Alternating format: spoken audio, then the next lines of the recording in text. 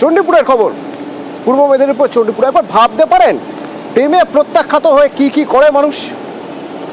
পানীয়র সঙ্গে বিষ মিশিয়ে ক্লাস 10-এর এক ছাত্রীকে খাইয়ে মেরেই ফেললো, এরকম তো অভিযোগ। ঠিক কিভাবে এই প্ল্যান করেছিল সে জানবো। আমার সঙ্গে সুজিত রয়েছেন, সরাসরি বলতে পারবেন সুজিত?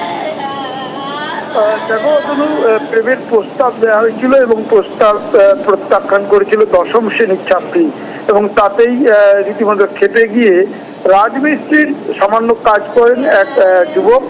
তিনি কিন্তু ছলিয়ে বলিয়ে কোনো রকমে বলা যায় যে তাকে পানীয় খাওয়ায়, এবং সেখানে পানীয়র মধ্যে বিষ মেশানো ছিল অভিযোগ, এবং সেই অভিযোগে তাকে গ্রেপ্তারও করা হয়েছে। কিন্তু যা ক্ষতি হওয়ার কিন্তু হয়েই গেছে, কারণ ছাত্রী মৃত্যু হয়েছে এবং আশঙ্কাজনক অবস্থায় তার এক বান্ধবীকে ওই একই পানীয় খেয়ে গুরুতর অসুস্থ অবস্থায় তমলুক মেডিকেল কলেজে চিকিৎসা করা হচ্ছে। এবং চণ্ডীপুরের এই ঘটনায় স্বাভাবিকভাবে চাঞ্চল্য ছড়িয়ে পড়েছে অতনু, এবং পুলিশ অভিযোগ পেয়ে অভিযুক্ত যুবককে, যার নাম আকাশ সামন্ত, তাকে গ্রেপ্তার করে গেছে। এবং যে মৃত কিশোরী হিসেবে কাজ করে, এবং কিছুদিন আগে কিশোরীর পাশের বাড়িতে কাজে গিয়েছিল ওই যুবক, প্রেম নিবেদন করে এবং তারপর থেকেই দেখা যায় তাকে প্রতিশোধ নিতে গিয়ে কি করতে পারে শেষমেশ এই ঘটনা। এবং এই ঘটনা রীতিমতো বলা যায় পুলিশ রীতিমতো চমকে গিয়েছে, কারণ স্বাভাবিক বিষয় অতনু, কারণ এমন ঘটনা ঘটবে সেটা কেউ ভাবতেও পারেনি। স্বাভাবিকভাবে এলাকার মানুষ কঠোর শাস্তির দাবি করছেন ওই অভিযুক্ত যুবকের। ধন্যবাদ। না, আমি কিছু জানিনি, আমরা জানিনি, তাও কিছু জানতে পারিনি, তো কিছু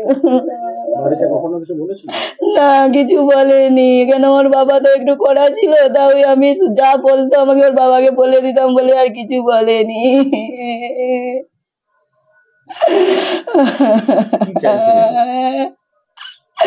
আমাদের কলজে খালি করে যে আমরা চাই তাদের শাস্তি, আর কিছু চাই না।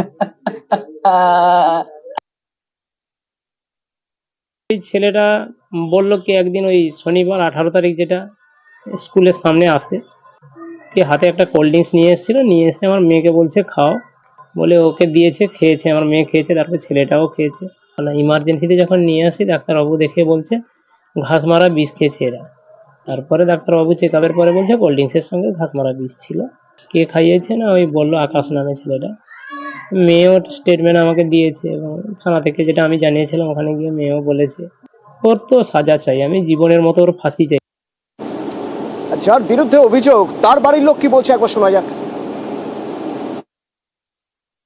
কিছু শুনিনি বাবু, ওগুলা কিছু শুনিনি, মানে কিছু জানিনি। ঘটনাটা শুনেছেন যে কি হয়েছে? ঘটনাটা শুনে ঠিক মতো শুনিনি বাবা। মানে আপনার নাতি যে একটা করেছে, একটা অভিযোগ বিষ খাইয়েছে একজনকে, বিষয়টা কিছু জানেন? কিছু জানিনি বাবা। মানে তো দেখো তো বাবা, এই আমার শরীর বুড়ার লোক বাবা। আমার ছোটবেলা থাকতে ওই মা মারা গেছিল, সেই দিন থাকতে আমি ওকে দেখাশোনা করি। আকাশ কি কাজ করে? পাকার ঘরের কাজ করতে। বাবু কিছু জানায়নি, আর আমানেও জানিনি বাবা। ওর শুধু মাথার ডিস্টার্ব, ওর জন্য সব কাগজপত্র সব করে দেওয়া আছে। ডাক্তার দেখানো হয়েছিল,